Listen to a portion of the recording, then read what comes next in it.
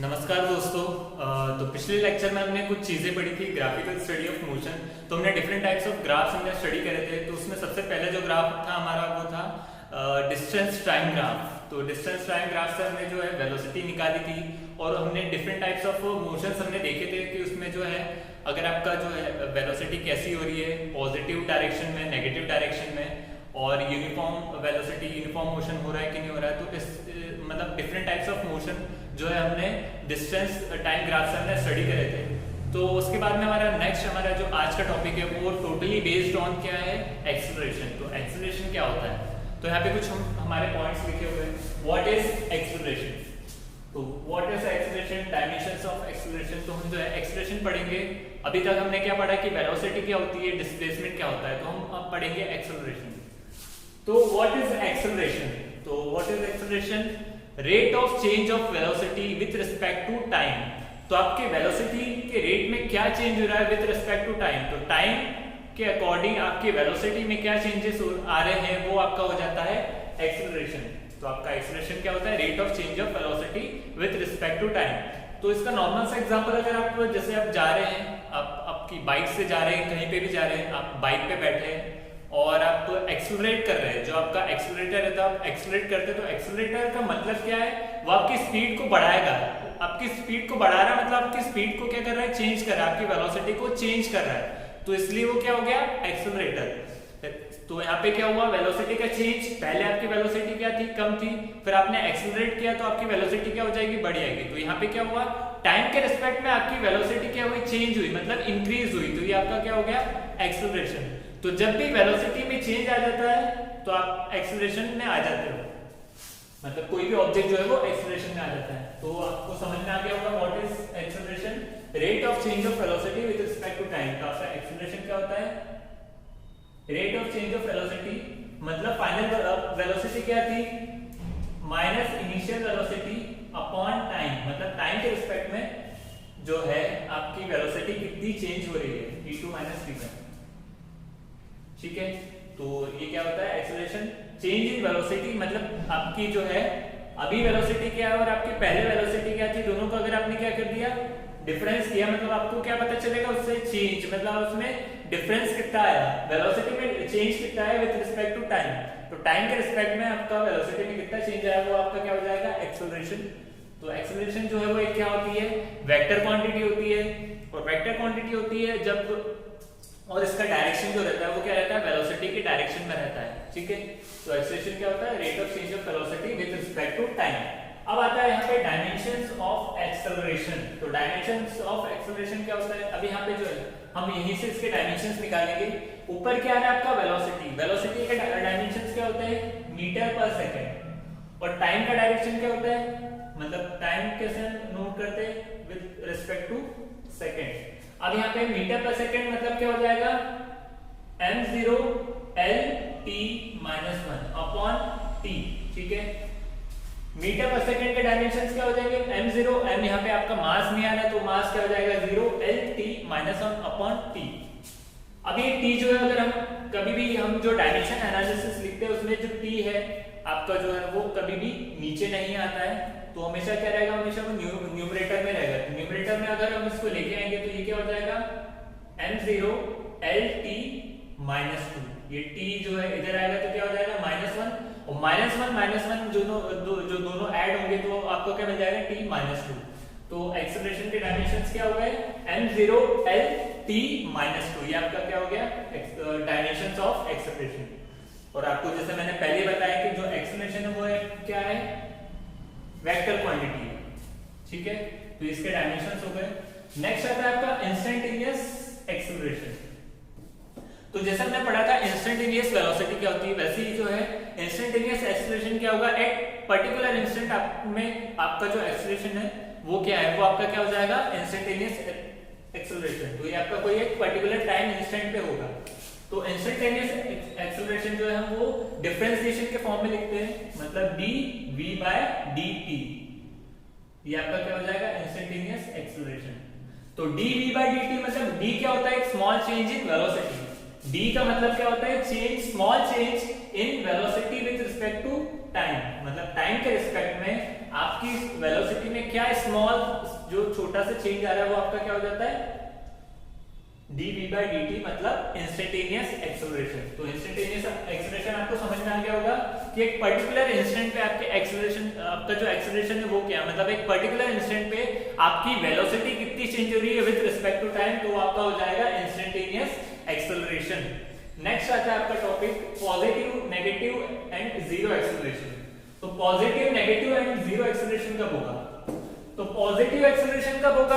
जब आप यहां से, अगर आप इसका एग्जांपल हम लेंगे तो यहां से आप जा रहे हो कोई भी गाड़ी पे बैठ के, और पहले आपकी जो स्पीड है वो क्या है, जीरो, मतलब आपकी जो वेलोसिटी है वो आपकी जीरो है।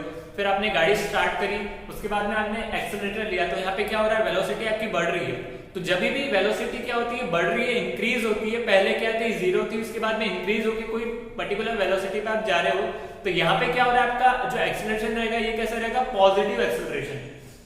जब भी आपकी वेलोसिटी क्या हो रही है, इंक्रीज हो रही है, मतलब इनिशियल वेलोसिटी कम थी और फाइनल वेलोसिटी ज्यादा है, तो आपकी जो आपका जो एक्सेलरेशन होगा ये कौन सा एक्सेलरेशन होगा, पॉजिटिव एक्सेलरेशन। नेक्स्ट है आपका नेगेटिव एक्सेलरेशन। नेगेटिव एक्सेलरेशन कब होगा, जैसे आप जा रहे हो कोई स्पीड पे हो, फिर आपने क्या किया, कोई स्पीड ब्रेकर आ गया तो आपने ब्रेक अप्लाई किया।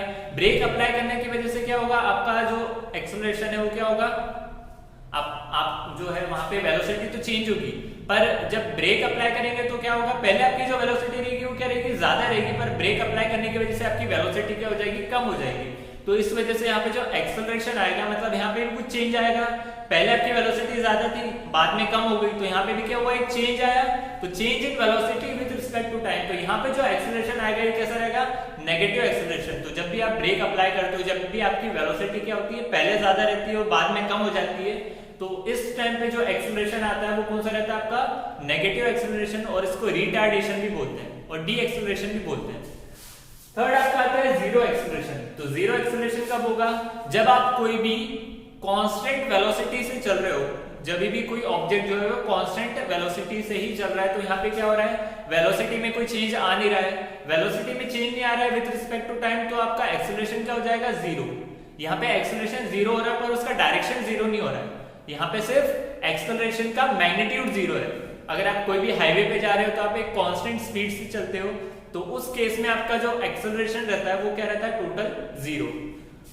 अगर हम यूनिफॉर्म सर्कुलर मोशन की बात करें, ये सारा हम जो है लीनियर मोशन में है, अगर हम सर्कुलर मोशन की बात करें तो एक्सेलरेशन जो है वो कब आ सकता है, एक्सेलरेशन पहले बात होता है कि change in velocity with respect to time. अब वेलोसिटी भी क्या है, एक वेक्टर क्वांटिटी है, एक्सेलरेशन भी एक वेक्टर क्वांटिटी है। तो वेक्टर क्वांटिटी में अगर आपका मैग्नीट्यूड चेंज हो गया तो जो क्वांटिटी है वो चेंज हो जाती है, और आपका डायरेक्शन भी चेंज हो गया तब भी आपकी जो है जो क्वांटिटी है वो क्या हो जाती है, चेंज हो जाती है। इसका मतलब क्या होगा, अगर आप सीधे सीधे चल रहे हो, यहाँ पे आपका एक्सेलरेशन क्या रहेगा, कांस्टेंट रहेगा, मतलब आपका जो एक्सेलरेशन जो रहेगा वो जीरो रहेगा इस केस में, क्योंकि आप सीधे सीधे चल रहे हो, यहाँ पे आपकी वेलोसिटी कांस्टेंट है तो एक्सेलरेशन जीरो। पर यहाँ पे क्या होगा, अगर आप जो है सर्कुलर मोशन कर रहे हो, तो सर्कुलर मोशन कर रहे हो तो यहाँ पे क्या होगा, भले आप सर्कुलर मोशन में एक स्ट्रिंग से एक स्टोन को कांस्टेंट वेलोसिटी से क्या मूव कर रहे हो, बट हर पॉइंट पे यहाँ पे इस पॉइंट पे यहाँ पे क्या हो रहा है, हर पॉइंट पे यहाँ पे जो वेलोसिटी है उसका डायरेक्शन क्या हो रहा है, चेंज हो रहा है, और यहाँ पे डायरेक्शन चेंज हुआ, इसका मतलब क्या हो जाएगा, वो जो ऑब्जेक्ट है वो एक्सेलरेशन में आ जाएगा। तो भले आप सर्कुलर मोशन में अगर आपका ऑब्जेक्ट जो है वो कांस्टेंट वेलोसिटी से भी चल रहा है तब भी उसमें एक्सेलरेशन आता है, क्योंकि वहां पे क्या होता है, हर पॉइंट पे डायरेक्शन जो है वो क्या हो जाता है, चेंज हो जाता है। ठीक है, तो आई होप सबको समझ में आ गया होगा पॉजिटिव, नेगेटिव और जीरो एक्सेलरेशन का मतलब क्या होता है। थर्ड आपका आता है वेलोसिटी टाइम ग्राफ। तो वेलोसिटी टाइम ग्राफ क्या होता है, तो इससे पहले हमने पढ़ा था डिस्टेंस टाइम ग्राफ, अब हम पढ़ेंगे velocity time graph. It is the graph between velocity and time.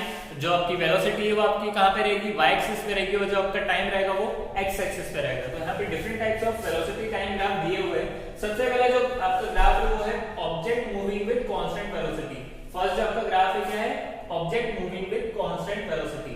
तो यहाँ पे क्या है, ये आपका y एक्सिस है, ये आपका x एक्सिस है, यहाँ पे ड्रॉ कर रहा हूं। अब यहाँ पे जो है ये आपका ओरिजिन है 0 0, यहाँ पे आपका एक ऑब्जेक्ट है वो सीधे सीधे चल रहा है। ठीक है, अब सीधे सीधे चल रहा है मतलब यहाँ पे क्या आपकी वेलोसिटी, यहाँ पे आपका टाइम है। अब यहाँ पे ऑब्जेक्ट जो है यहाँ पे एक पॉइंट पे यहाँ पे 1 होगी 1 मीटर पर सेकेंड, यहाँ पे 2 मीटर पर सेकेंड होगी वेलोसिटी, यहाँ पे मान लो 3 मीटर पर सेकेंड। अभी यहाँ पे इसकी वेलोसिटी चेंज हो रही है क्या? नहीं हो रही है। टाइम के रिस्पेक्ट में टाइम बढ़ते जा रहा है पर इसकी वेलोसिटी चेंज नहीं हो रही है, तो यहाँ पे इसका एक्सेलरेशन क्या हो जाएगा? 0। तो यहाँ पे जो वेलोसिटी जब वो कांस्टेंट रहेगी तो यहाँ पे एक्सेलरेशन क्या हो जाएगा? यहाँ पे 0। ठीक है। और यहाँ पे t2 माइनस t1, अगर हम कोई भी टाइम इंटरवल पे ले ले इसको, मतलब ये टाइम इंटरवल पे ले ले हमने, यहाँ पे t1 है, यहाँ पे t2 है, तो t2 माइनस t1 पे आपका जो आपकी वेलोसिटी है वो क्या है? इस पॉइंट पे भी क्या है? 3 मीटर पर सेकेंड, और इस पॉइंट पे भी क्या है? 3 मीटर पर सेकेंड। अब यहाँ पे अगर हम चेंज इन वेलोसिटी निकालेंगे तो यहाँ पे क्या होगा? चेंज इन वेलोसिटी 3 माइनस 3 0, तो यहाँ पे कोई वेलोसिटी में चेंज नहीं आया, तो ये क्या रहेगा आपका? Velocity time graph of uniform velocity. मतलब आपका कोई भी ऑब्जेक्ट जो है वो अगर यूनिफॉर्मली मोशन कर रहा है, लीनियरली मोशन कर रहा है, तो वहां पे आपकी जो वेलोसिटी वो क्या हो जाएगी? आपकी कांस्टेंट हो जाएगी, और आपका जो मोशन रहेगा ये कैसा रहेगा? कांस्टेंट मोशन रहेगा, मतलब यूनिफॉर्म मोशन रहेगा। और यहाँ पे अगर आपको इस पॉइंट पे इस ग्राफ में से अगर आपको वेलोसिटी टाइम ग्राफ से अगर आपको क्या निकालना है? डिस्प्लेसमेंट निकालना है या आपको डिस्टेंस निकालना है, तो आप क्या करोगे? ये जो भी है इस पॉइंट पे आप क्या करोगे? एरिया अंडर कर्व ले लोगे। अगर आपने इतना एरिया जो शेडेड पोर्शन है इसका अगर आपने एरिया निकाल लिया तो आपको क्या मिल जाएगा कि इस टाइम इंटरवल के बीच में आपने कितना डिस्टेंस या डिस्प्लेसमेंट कवर किया। तो अगर आपको वेलोसिटी टाइम ग्राफ से अगर आपको क्या निकालना है कि आपने डिस्टेंस कितना कवर किया, आपने डिस्प्लेसमेंट कितना कवर किया, तो आप क्या करोगे? हम सीधे आप क्या करोगे? यहाँ से आप इसकी क्या निकाल लोगे? एरिया निकाल लोगे। जो भी शेडेड पोर्शन है उसका अगर आपने एरिया निकाल लिया तो आपको क्या मिल जाएगा कि आपने डिस्टेंस या डिस्प्लेसमेंट कितना कवर अप किया है कितने टाइम में। ठीक है। तो वेलोसिटी टाइम ग्राफ में अगर आप एरिया अंडर कर्व निकालोगे तो आपको क्या मिल जाएगा? डिस्प्लेसमेंट। ठीक है। तो आई होप सबको जो है object moving with constant velocity ये वाला टॉपिक समझ में आ गया होगा, ये वाला ग्राफ आपको समझ में आ गया होगा। नेक्स्ट हमारा ग्राफ है object moving with uniform acceleration. अब यूनिफॉर्म एक्सेलरेशन में क्या होगा? यहां पे ग्राफ है इस तरीके से दिया हुआ है। अब यहाँ पे जो है ये लीनियर ग्राफ दिख रहा है आपको, कैसा है? सीधा सीधा ग्राफ जा रहा है स्ट्रेट लाइन में, और स्ट्रेट लाइन में जब भी कोई ग्राफ जाता है तो उसका मतलब क्या हो रहा है? यहाँ पे यूनिफॉर्मिटी है। यूनिफॉर्मिटी है मतलब एक जैसे चेंजेस जो हो रहे हैं वो एक जैसे है। इसका मतलब क्या हुआ? यहाँ पे इस पॉइंट पे अगर देखें हम और इस पॉइंट पे देखें तो यहाँ पे टाइम के रेस्पेक्ट में यहाँ पे अगर t1 ले लिया, यहाँ पे t2 ले लिया, और यहाँ पे अगर आप v1 ले रहे हो और यहाँ पे आप v2 ले रहे हो, तो यहाँ पे टाइम के रेस्पेक्ट में जो वेलोसिटी चेंज हो रही है वो क्या कैसी हो रही है? मतलब यूनिफॉर्मली आपकी जो वेलोसिटी है वो चेंज हो रही है। एक जैसे टाइम इंटरवल में आपकी जो वेलोसिटी है वो चेंज हो रही है। तो इसका मतलब क्या हुआ? जो आपका ग्राफ हो ये किसका ग्राफ हो गया? Object moving with uniform acceleration. ये जनरली केस आपका कैसा रहेगा कि अगर आपने कोई क्या कर दिया, कोई ऑब्जेक्ट है उसको आपने क्या है ऊपर से छोड़ दिया, फ्री फॉल मोशन करवाया, तो यहाँ पे जो एक्सेलरेशन ड्यू टू ग्रेविटी उस ऑब्जेक्ट पे एक्ट करेगी, तो उस ऑब्जेक्ट पे जो एक्ट करेगी तो उसकी जो वेलोसिटी है वो लीनियरली जो होगी वो क्या होगी? इंक्रीज होगी। एक पर्टिकुलर इसमें ही टाइम इंटरवल पे उसकी जो वेलोसिटी है वो इंक्रीज होगी। तो यहाँ पे जो एक्सेलरेशन आएगा उसमें वो कैसा रहेगा? Constant acceleration. तो यहाँ पे ये जो ऑब्जेक्ट है वो मूव कर रहा है स्ट्रेट लाइन मोशन में, तो यहाँ पे जो इसमें एक्सेलरेशन आएगा वो कैसा रहेगा? Constant acceleration. और यहाँ पे जो चेंज हो रहा है वेलोसिटी में, क्योंकि यहाँ पे चेंज हो रहा है वेलोसिटी में, ये वीटी ग्राफ में यहाँ पे चेंज हो रहा है ऑब्जेक्ट की वेलोसिटी में, तो जो चेंज हो रहा है वो कैसा है? यूनिफॉर्म है। तो आपका चेंज अगर यूनिफॉर्म है तो आपका जो मोशन रहेगा वो कैसा रहेगा? Uniformly accelerated motion. ठीक है। तो यहाँ पे क्या है? Object moving with uniform acceleration. अब यहाँ पे भी अगर आपको जो है डिस्प्लेसमेंट निकालना है तो आप क्या करोगे? जनरली इसका एरिया अंडर कर्व कर लोगे। मतलब यहाँ पे ये जो एरिया है शेडेड पोर्शन का एरिया, अगर आपने ये कैलकुलेट कर लिया इस ग्राफ से तो आपको क्या मिल जाएगा कि आपने डिस्टेंस से डिस्प्लेसमेंट कितना कवर किया। ठीक है। तो ये आपका आता है object moving with uniform acceleration. Third आपका ग्राफ है ऑब्जेक्ट हैविंग डी एक्सेलरेशन और रिटार्डेशन। तो कोई भी ऑब्जेक्ट है जब वो क्या कर रहा है उसमें क्या आ रहा है? डी एक्सेलरेशन आ रहा है। डी एक्सेलरेशन मतलब रिटार्डेशन। ये आपका है। अब इस तरीके से ये लीनियरली जो है वो गिर रहा है ग्राफ, मतलब ऑब्जेक्ट जो है वो ऐसा उसका जो मोशन है वो कैसा हो रहा है, यहाँ पे उसमें डी एक्सेलरेशन आया। डी एक्सेलरेशन मतलब यहाँ पे अगर ये वेलोसिटी है और यहाँ पे क्या है, टाइम है आपका, इस पॉइंट पे ये t1 है, ये पॉइंट पे आपका क्या हो गया t2। अब यहाँ पे t1 जो और t1 पहले रहेगा, t2 बाद में आएगा, कोई टाइम इंटरवल है। इस पॉइंट पे अगर हम वेलोसिटी देखें तो ये आपका है v1 है, और इस पॉइंट पे वेलोसिटी देखें तो होगी v2। अब v1 वेलोसिटी ज्यादा है, v2 वेलोसिटी ज्यादा है, आपको देख के समझ में आएगा कि जो v1 वेलोसिटी है वो क्या है, ज्यादा है, और जो कि किस पे आ रही है, t1 टाइम पे, और v2 वेलोसिटी जो है वो क्या हो रही है, कम हो रही है, v2 कम है, यहाँ पे v2 जो है वो क्या है, कम है v1 से। तो इसका मतलब v2 वेलोसिटी ज्यादा है, v2 वेलोसिटी कम है v1 वेलोसिटी से। इसका मतलब क्या हुआ, आप जो है वो क्या कर रहे हो, डी एक्सेलरेशन कर रहे हो। डी एक्सेलरेशन कर रहे हो मतलब आपकी वेलोसिटी जो है वो चेंज हो रही है, और चेंज हो रही है कैसी हो रही है, मतलब यहाँ पे आपकी वेलोसिटी कम हो रही है, डिक्रीज हो रही है। तो ये केस का कैसा हो गया, जब आप जा रहे हो एक कांस्टेंट वेलोसिटी से, फिर आपने सडनली क्या कर दिया, ब्रेक अप्लाई किया, तो ब्रेक आप अप्लाई करोगे तो आपकी वेलोसिटी क्या होगी, चेंज होगी। तो यहाँ पे v1 v2, तो यहाँ पे वेलोसिटी क्या हो गई, चेंज हुई, मतलब डिक्रीज हुई, वेलोसिटी क्या हो रही है, डिक्रीज हो रही है विद रिस्पेक्ट टू टाइम। तो यहाँ पे जो ऑब्जेक्ट रहेगा ये काय में जाएगा, डी एक्सेलरेशन में, रिटार्डेशन होगा ऑब्जेक्ट में, और यहाँ पे क्या होगा, एक्सेलरेशन तो प्रोड्यूस होगा, पर इसका जो डायरेक्शन रहेगा वो क्या रहेगा, opposite to the direction of velocity. मतलब एक ऑब्जेक्ट है वो इस तरीके से जा रहा है, यहाँ पे इसकी वेलोसिटी का डायरेक्शन है, पर एक्सेलरेशन का डायरेक्शन कैसे रहेगा, इस तरीके से, क्योंकि एक्सेलरेशन और वेलोसिटी का जब भी अगर आपका डायरेक्शन जो है वो अगर ऑपोजिट हुआ, तभी आपका जो ऑब्जेक्ट है वो क्या होगा, रेस्ट पोजीशन में आएगा। मतलब अगर आप जा रहे हो सीधे सीधे और आप ब्रेक अप्लाई कर रहे हो, इसका मतलब क्या है, आप एक्सेलरेशन तो आ रहा है उसमें, पर यहाँ पे जो डायरेक्शन ऑफ एक्सेलरेशन है वो क्या रहेगा, ऑपोजिट, तभी आपका जो ऑब्जेक्ट है वो रेस्ट पोजीशन में आएगा। नहीं तो अगर आपका ऑब्जेक्ट का वेलोसिटी का भी डायरेक्शन ऐसा है और एक्सेलरेशन का भी डायरेक्शन इसी तरफ है, तो यहाँ पे कभी भी क्या होगा, ऑब्जेक्ट की वेलोसिटी में इंक्रीज होगा, और आपको रोकना है कोई ऑब्जेक्ट को, तो आप बाइक में जब ब्रेक लगाते हो तो आपका वेलोसिटी का डायरेक्शन क्या रहता है, इस डायरेक्शन में, और आपका एक्सेलरेशन का डायरेक्शन क्या रहता है, इस डायरेक्शन में, ऑपोजिट रहता है। तो ये केस कौन सा हो गया, जिसमें वेलोसिटी और एक्सेलरेशन का डायरेक्शन कैसा रहता है, ऑपोजिट। ठीक है, तो ये आपका थर्ड केस हो गया। एक और एक केस आता है इसमें, object moving with non uniform acceleration. Object moving with non uniform acceleration, जैसे कि हमने जो है डिस्प्लेसमेंट टाइम ग्राफ में पढ़ा था, एक कर्व ऐसा इस तरीके से बनता है हमारा, ये आपका 0 0 ओरिजिन, और आपका जो ग्राफ है वो इस तरीके से बना है। अब यहाँ पे क्या हो रहा है, एक कर्व आ रहा है, वो भी कर्वेचर में, स्ट्रेट लाइन आपको नहीं मिल रहा है, स्ट्रेट लाइन नहीं मिल रहा है। इसका मतलब यहाँ पे जो वेलोसिटी चेंज हो रही है वो एक पर्टिकुलर टाइम इंटरवल पे एक जैसे चेंज नहीं हो रही है। ठीक है, यहाँ पे क्या हो रहा है, अलग अलग चेंज हो रही है। तो यहाँ पे ये किसका ग्राफ रहेगा, object moving with non uniform velocity. ठीक है, object moving with non uniform velocity.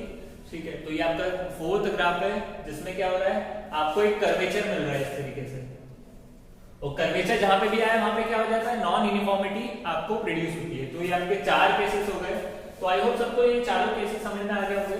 और यहाँ पे भी अगर आप निकालोगे, आपको इस बीच में निकालना है, इस ये टाइम इंटरवल t1 और ये t2 है, तो t1 से t2 के बीच में आपने कितना डिस्टेंस या डिस्प्लेसमेंट आपने कवर किया है, तो आप इसका जो एरिया अंडर कर्व है वो आप निकाल सकते हो। एरिया अंडर कर्व अगर आपने निकाल लिया यहाँ पे, तो आपको क्या मिल जाएगा कि आपने डिस्टेंस या डिस्प्लेसमेंट कितना कवर किया है। ठीक है, तो आई होप सबको ये सारे जो चीजें वो समझ में आ गई होगी। एक्सेलरेशन क्या होता है, तो एक्सेलरेशन क्या होता है, rate of change of velocity with respect to time.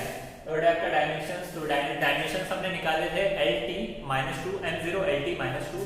Third है आपका इंस्टेंटेनियस एक्सेलरेशन। तो आपका इंस्टेंटेनियस एक्सेलरेशन क्या रहता है, एक पर्टिकुलर इंस्टेंट पे आपकी वेलोसिटी में कितना चेंज आ रहा है वो आपका हो जाता है इंस्टेंटेनियस एक्सेलरेशन। थर्ड आपका फोर्थ आपका आता है positive, negative and zero acceleration. तो पॉजिटिव एक्सेलरेशन कब रहेगा, जब वेलोसिटी और एक्सेलरेशन का डायरेक्शन क्या रहेगा, सेम रहेगा। इसका मतलब अगर आपकी वेलोसिटी क्या हो रही है, इंक्रीज हो रही है, तो आपका पॉजिटिव एक्सेलरेशन। नेगेटिव एक्सेलरेशन क्या रहेगा, जब आपका जो ऑब्जेक्ट का डायरेक्शन ऑफ वेलोसिटी और ऑब्जेक्ट का एक्सेलरेशन का जो डायरेक्शन है वो दोनों क्या है, ऑपोजिट है, तो आपका यहाँ पे नेगेटिव एक्सेलरेशन होगा। जीरो एक्सेलरेशन क्या होगा, जब आप कांस्टेंट वेलोसिटी से जा रहे हो तो आपकी वेलोसिटी में कोई भी चेंज नहीं आएगा, तो आपका एक्सेलरेशन क्या हो जाएगा, जीरो। आपका फिफ्थ पॉइंट आता है डायरेक्शन ऑफ एक्सेलरेशन। तो जब नेगेटिव एक्सेलरेशन रहता है, पॉजिटिव एक्सेलरेशन के केस में दोनों वेलोसिटी और एक्सेलरेशन दोनों सेम डायरेक्शन में रहते हैं। नेगेटिव एक्सेलरेशन के केस में क्या होता है, वेलोसिटी और एक्सेलरेशन का डायरेक्शन क्या हो जाता है, चेंज हो जाता है, मतलब ऑपोजिट हो जाता है, ठीक है। और उसके बाद में हमारा आता है वेलोसिटी टाइम ग्राफ। तो वेलोसिटी टाइम ग्राफ क्या है, it is a graph between velocity and time, जहां पे आपकी वेलोसिटी जो है वो y एक्सिस पे रहती है और जो आपका टाइम रहता है वो x एक्सिस पे रहता है। तो यहाँ पे हमारे पास में चार पांच केसेस है। सबसे पहला केस क्या है, object moving with constant velocity. तो यहाँ पे वेलोसिटी चेंज नहीं हो रही है, पर आपका टाइम के रिस्पेक्ट में आपकी जो वेलोसिटी है वो चेंज नहीं हो रही है। और अगर आपने वेलोसिटी टाइम ग्राफ में एक बात ध्यान रखिए कि अगर आपने वेलोसिटी टाइम ग्राफ में अगर आपने एरिया अंडर कर्व निकाल लिया तो आपको क्या मिल जाएगा, आपका डिस्प्लेसमेंट, आपने कितना कवर किया। तो सेकंड ग्राफ है आपका object moving with uniform acceleration. तो यहाँ पे क्या हो रहा है, एक्सेलरेशन तो हो रहा है पर कैसा है, यूनिफॉर्म एक्सेलरेशन। यूनिफॉर्म एक्सेलरेशन है मतलब यहाँ पे वेलोसिटी जो चेंज हो रही है वो इक्वल इंटरवल ऑफ टाइम में इक्वली चेंज हो रही है। तो आपका जो है ऑब्जेक्ट कौन से मोशन में आ जाएगा, यूनिफॉर्म एक्सेलरेटेड मोशन में। थर्ड आपका ग्राफ है ऑब्जेक्ट हैविंग डी एक्सेलरेशन। इसका मतलब क्या हो रहा है, आपकी वेलोसिटी क्या हो रही है, कम हो रही है, डिक्रीज हो रही है। तो यहाँ पे क्या हुआ, एक्सेलरेशन जो आएगा वो कैसा रहेगा, नेगेटिव एक्सेलरेशन आएगा, इसलिए हम इसको बोलते हैं डी एक्सेलरेशन और रिटार्डेशन। तो ये इस तरीके से जाएगा। फोर्थ आपका आता है object moving with non uniform acceleration. तो नॉन यूनिफॉर्म एक्सेलरेशन में क्या होगा, यहाँ पे जबकि वेलोसिटी जो है वो कैसे चेंज हो रही है, नॉन यूनिफॉर्मली चेंज हो रही है, मतलब यहाँ पे यूनिफॉर्मिटी नहीं है, ठीक है। वेलोसिटी में कोई भी यूनिफॉर्मिटी नहीं है, ठीक है। तो ये आपका हो गया object moving with non uniform acceleration. तो आपके फोर ग्राफ और यहाँ पे हमने पढ़ा आज की एक्सेलरेशन क्या होता है, ठीक है, और एक्सेलरेशन से रिलेटेड सारे टर्म्स, ठीक है। तो आई होप सबको ये सारी चीजें समझ में आ गई होगी। और इसे आप जो है एक बार अपनी बुक से रेफर कीजिए, तो आपको सारे जो भी डाउट्स वगैरह है वो सारे क्लियर हो जाएंगे, ठीक है। तो टिल देन थैंक यू।